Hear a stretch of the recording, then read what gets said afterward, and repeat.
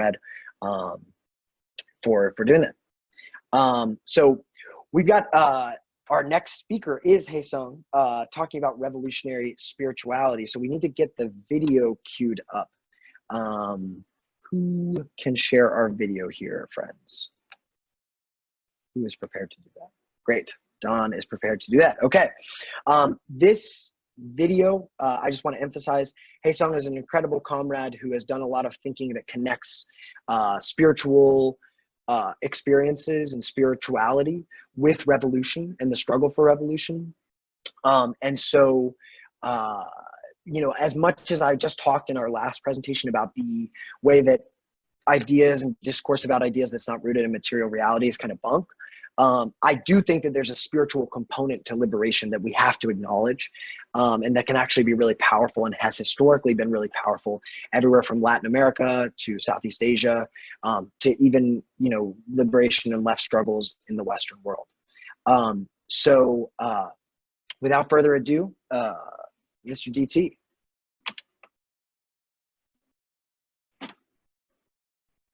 We got no sound.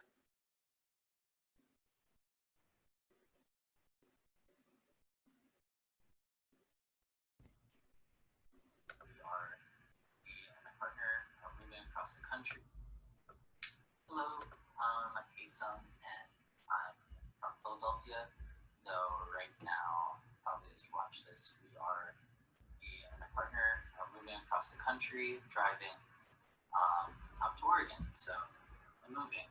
But I've been an organizer in Philly, different orgs, mostly kind of anti-authoritarian leftist orgs, and I used to organize with the Friendly Fire Collective, which was a multi-faith collective that existed to spiritually support the revolutionary left, as well as provide a faith witness to the revolutionary left and to liberatory and abolitionist efforts.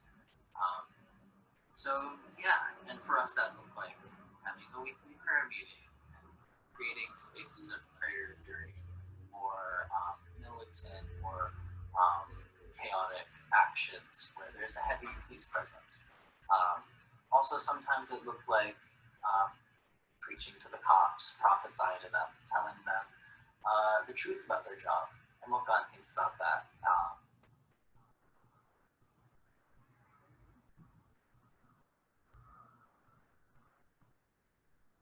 And, you know, also saying we can help you find a new job, but you need to repent. You need to turn away from this life of exploitation, of oppression, and murdering innocent people. And so, you know, I don't know how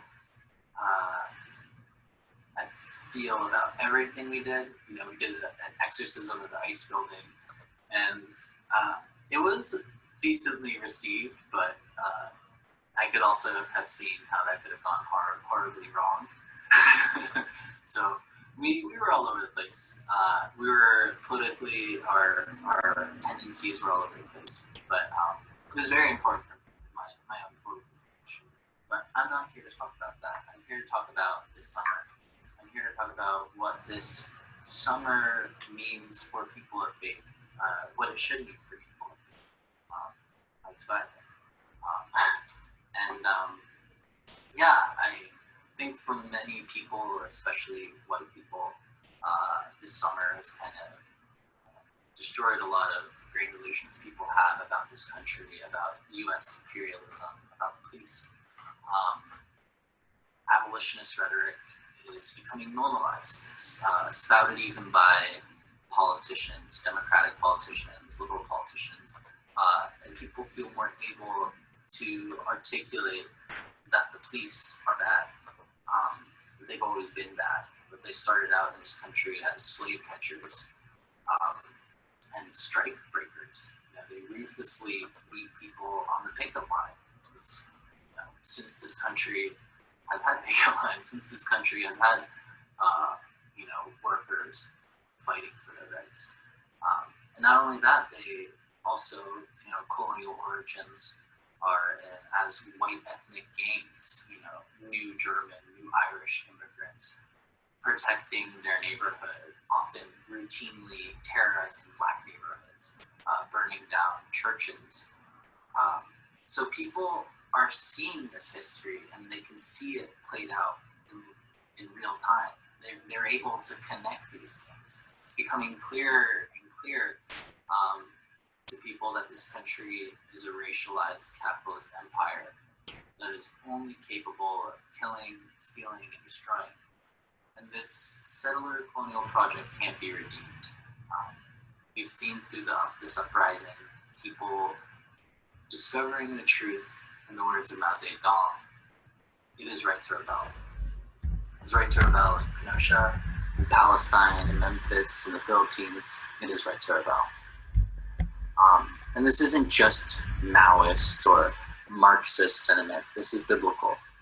In fact, the love of God compelled Jesus to break the law, to rebel against authority. When the religious laws say not to share meals with the downtrodden, Christ shared meals with sex workers with unwashed hands. When the religious laws in the Roman Empire endorsed a system of exploitation using necessary religious ceremony, Christ, at the peak of his ministry, formed a whip, assaulted the proto-bakers, overturned their tables, and cast them out of their place of business. And as a result, Jesus was executed by the Roman imperial authorities. Of course, he also healed on the Sabbath. He didn't care about what day it was. It's what needed to be done. Jesus knew it was right to rebel, so that the mighty would be torn off their thrones, so that the poor would know the good news, so that the meek would inherit the earth, so that the prisoner would be set free. Today, there are thousands of members of the New People's Army, the armed wing of the Communist Party of the Philippines. Since the People's War in the Philippines was initiated in 1969, they have ceaselessly defended and built up liberated territory from the Philippine government. People from all over the Philippines have banded together, fighting for a socialist Philippines, free from foreign and feudal domination, free from neo-colonialist fascism and U.S. imperialist exploitation. Many of those militants are Christians who know it is right to rebel, some of which were members of the pro-revolution Christians for National Liberation. But why would a Christian join an armed revolution, an armed communist revolution? The Patrimunios are peasants from Tacloban, but fled into Manila after their land was destroyed by a typhoon. Jubilin doesn't look too well. I think she's starving herself to make sure her kids are fed. I guess moms are the same all over the world. The biggest problem in the Philippines is the problem of land. It seems that just a few families and corporations sit on vast tracts of land while millions of Filipinos have none. The politicians finally passed a land reform program in 1988 to give farmland to millions of Filipinos. But what they call land reform has turned into a cruel joke. Years ago, the government gave land to these farmers, but it attached a contract with the Lapanday Corporation for export. The company forced the farmers to sell all produce to them. On top of that, the company alone determined the price it would pay. Although the farmers could get better prices in town, the company would not let them take the crops out. When the farmers refused to extend the contract, the company fenced them off from their own land. Their own land. Boto pa, boto. I don't know what these guys are looking at. I think they found a hole in the fence.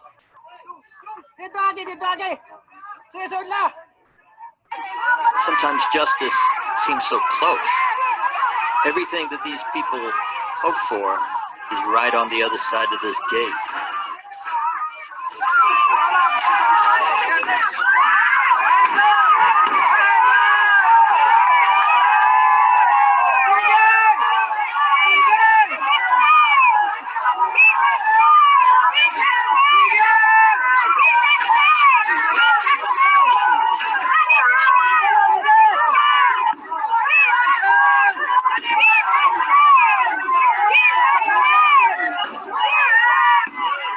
What would you do if a company company put up a fence to keep you off your own property, or hired some rent-a-cop to stick a shotgun in your face when you were trying to feed your family.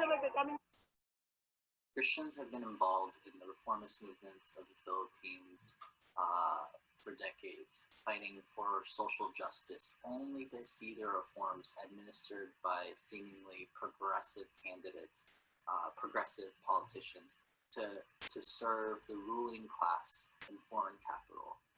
Conditions in the Philippines have only gotten more extreme in its economic inequalities since the reforms in the late 80s, and for years, grassroots activists, including nuns and priests, have been murdered by the state. And now those acts of terrorism are excused by Duterte's regime and his recent anti-terror law. Most of those being murdered aren't even affiliated with the Communist Party or the New People's Army. Many of these Christians do not see an option. The war is already being waged against the people, against all who stand for the people, against all who love the people, and the right thing to do is to band together and to protect their people and fight back. She wants to see the village across the river. She's one of the new people in camp, just here for a couple weeks. Back home, she's a Christian church volunteer, and that's not surprising. One thing I've learned is that Jesus draws more people to this revolution than Karl Marx does. One of my major tasks is to teach children basic literacy together with church-related educational materials during weekends in a dam site area. So for 1 year, I've been going there every Saturday, rain or shine, whether there be a typhoon or not. So I go there regularly, teaching children basic literacy. Children who live in a dump site. In the dump site, yeah. So that is, I think, one of the turning point of my life in doing such ministry and doing service to the people. I noticed that Parong did not leave when all the other visitors left. Today she wants to tell me something. I have been asking myself, what am I here for? What's the purpose of my life? Is it just to do the daily routines that I got at home, or there's more to life?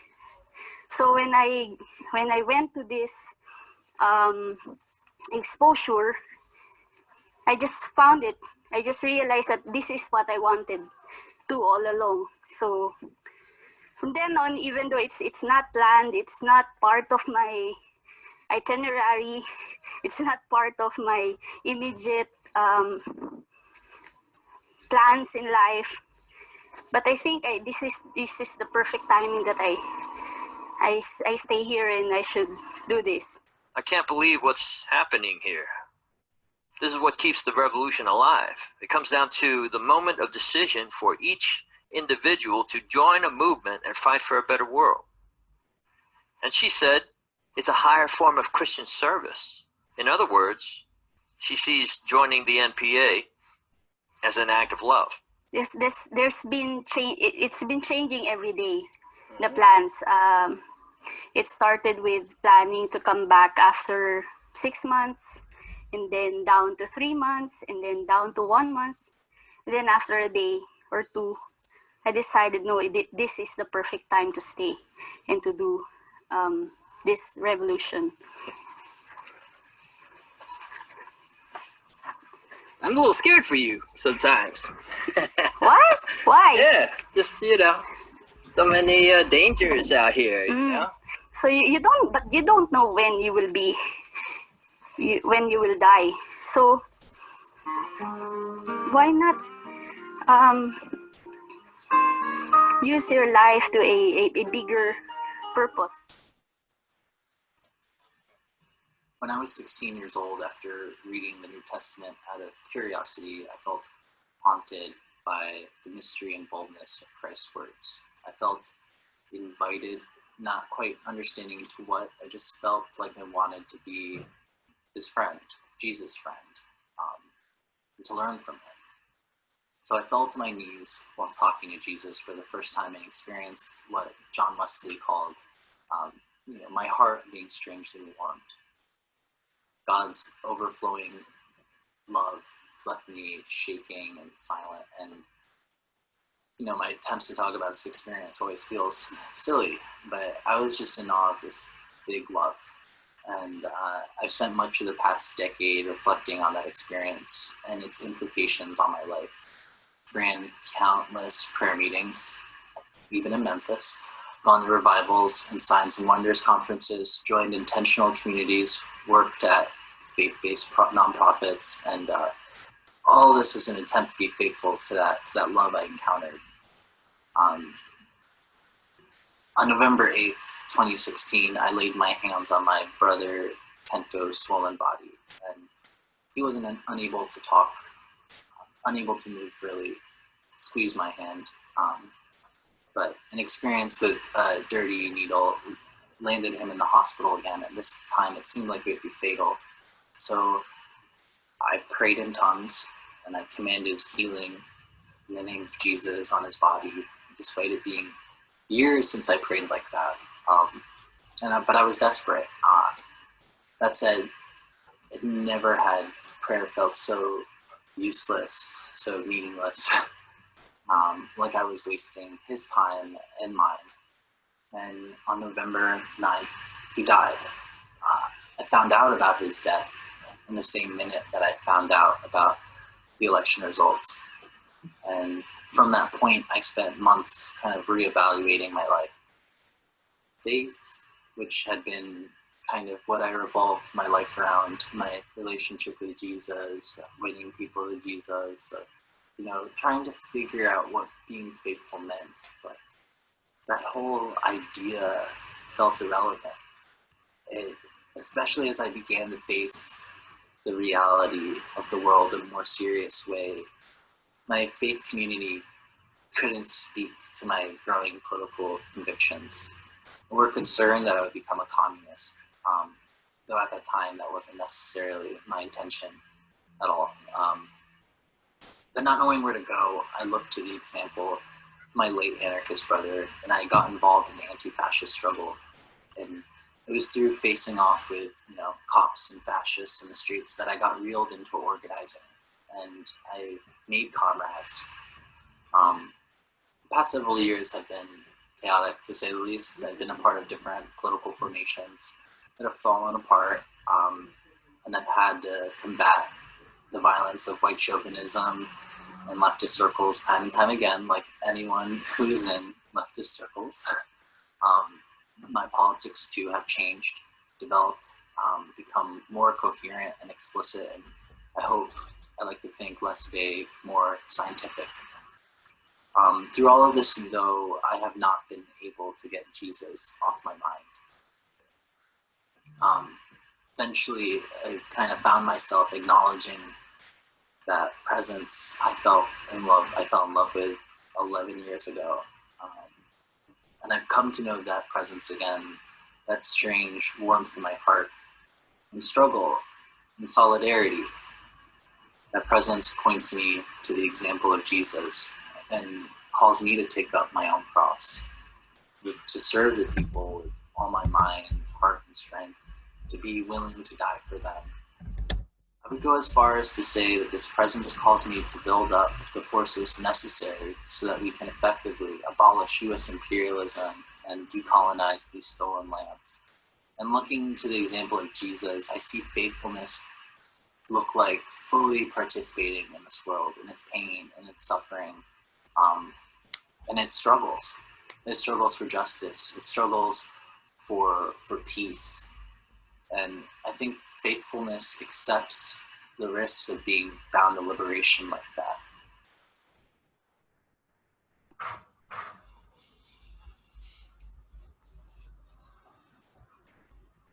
I want to share the words of my friend, my dear friend and comrade, who's both a Christian and a communist, a Catholic.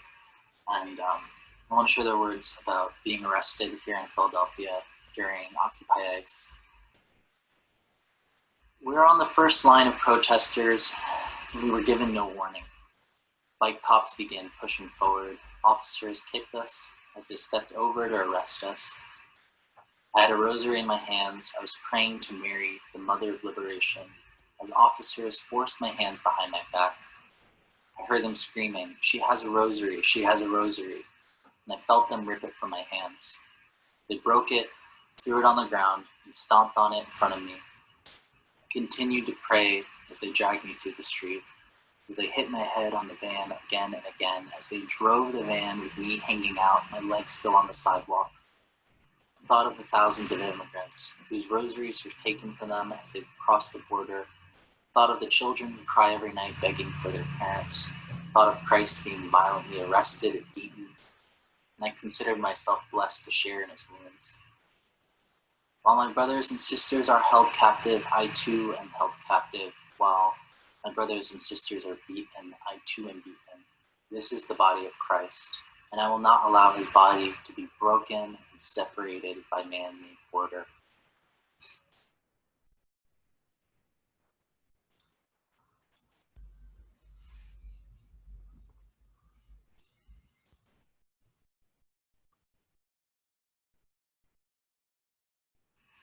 These words from my friend always gets me close to crying.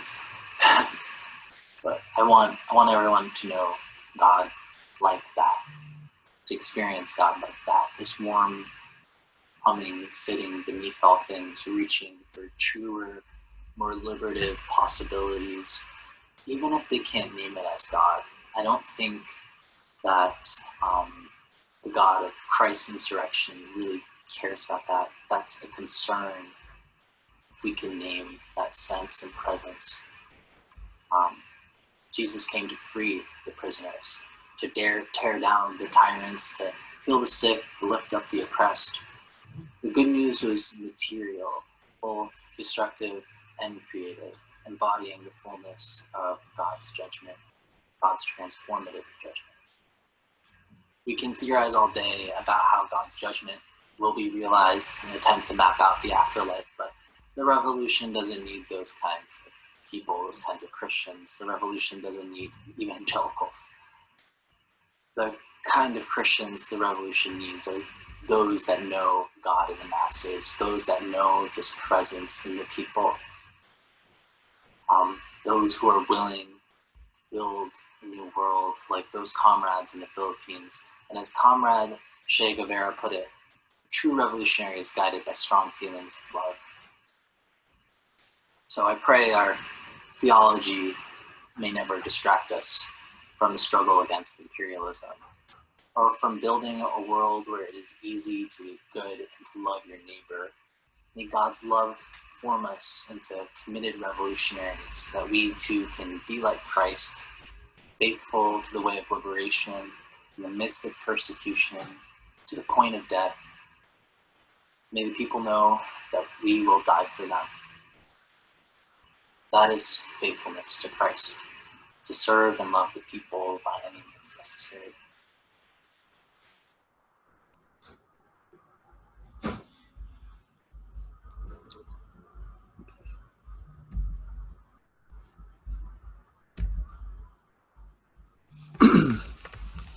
Wow. So thank you so much, Comrade Haysang for sending in that video. I know you were here in the chat earlier, just checking to see. No. Okay, cool. So I just want to say that I personally appreciate that panel.